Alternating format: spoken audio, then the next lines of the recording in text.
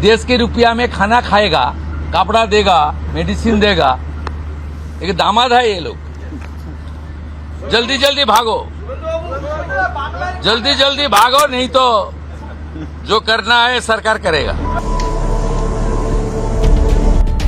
क्या भारत में अवैध रूप से घुसपैठ करने वाले लोग यहाँ के दामाद हैं? क्या उन्हें यहाँ मुफ्त का खाना और सरकारी दवाइयाँ मिलनी चाहिए?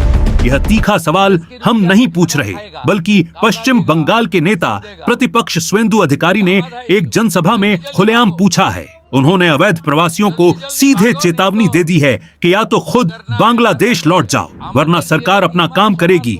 लेकिन इस एक बयान ने बंगाल से लेकर दिल्ली तक की राजनीति में भूचाल क्यों ला दिया है? आइए बहुत ही आसान भाषा में समझते हैं। दरअसल शुवेंदु अधिकारी का यह बयान उस समय आया है जब बंगाल में अवैध घुसपैठ और जनसांख्यिकी डेमोग्राफी में बदलाव को लेकर लगातार बहस चल रही है।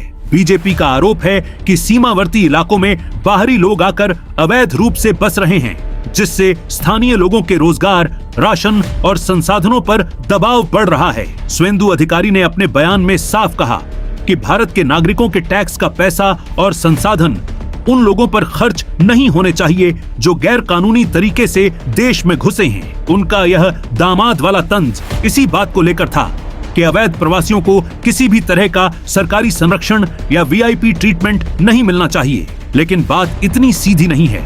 इस बयान के बाद बंगाल की सत्तारूढ़ पार्टी टीएमसी ने भी पलटवार किया है। टीएमसी और ममता बनर्जी का हमेशा से यह रुख रहा है कि भारत बांग्लादेश की सीमा की सुरक्षा करना राज्य पुलिस का नहीं, बल्कि केंद्र सरकार के अधीन आने वाले सीमा सुरक्षा बल यानी बीएसएफ का काम है। उनका सवाल है कि अगर घुसपैठ हो रही है तो बॉर्डर पर तैनात केंद्रीय एजेंसियां क्या कर रही हैं? कानूनी तौर पर देखा जाए तो भारत के विदेशी अधिनियम 1946 फॉरेनर्स एक्ट के तहत किसी भी अवैध नागरिक को डिपोर्ट करने यानी वापस भेजने की एक लंबी कानूनी प्रक्रिया होती है।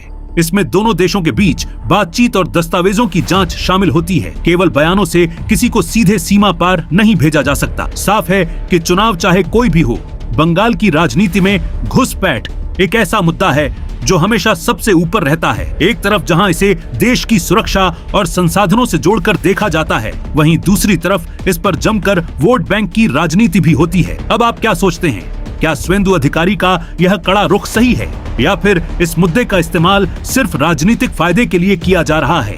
अपनी राय नीचे कमेंट बॉक्स में जरूर शेयर करें। अगर आपको यह विश्लेषण आसान भाषा में समझ आया हो तो वीडियो को लाइक करें और देश के ऐसे ही गंभीर मुद्दों को समझने के लिए हमारे चैनल को सब्सक्राइब जरूर करें।